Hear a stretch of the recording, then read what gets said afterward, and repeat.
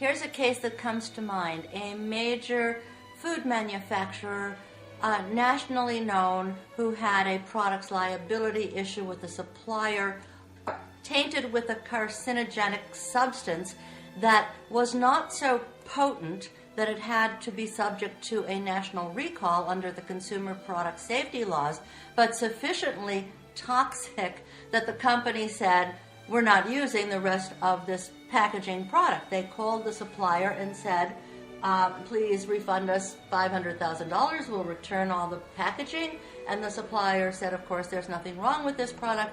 I'll test it for you, and I'll prove that it has no toxic substance in it.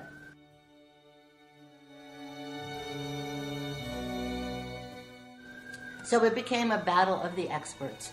And the company was convinced it was right, that it would win, which is fine, and it might have.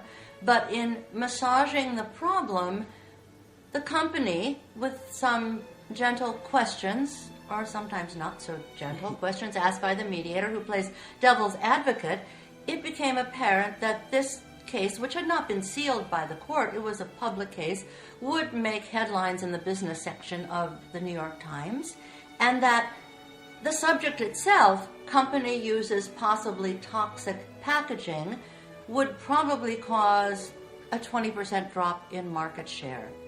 Reflecting on that possibility, the company decided that it could and would settle this case, and did so for reasonable terms, not full value, and continued its relationship with the supplier with new testing protocols in place.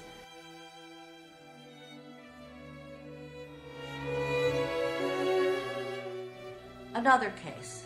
Actually, let me combine them. A med-mal case, medical malpractice, resulting in death, a brain bleed, and a franchise case in which the franchisees were suing the franchisor. In both cases, the death case and in the franchisee case, the widow of the decedent, a very high-earning executive, and the franchisees wanted not just compensation, and in a court of law, it's only about compensation or injunctive relief.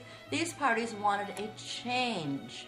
The widow wanted the hospital to change its protocol in the recovery room, bring in a staff from Harvard who would review protocol and suggest best practices, and the franchisees wanted changes in the communication policies and dispute resolution policies of the franchisor. Those changes, those structural changes, are only possible in mediation, and the parties achieved a much greater satisfaction with the same monetary benefit that they also would hopefully get in a court of law.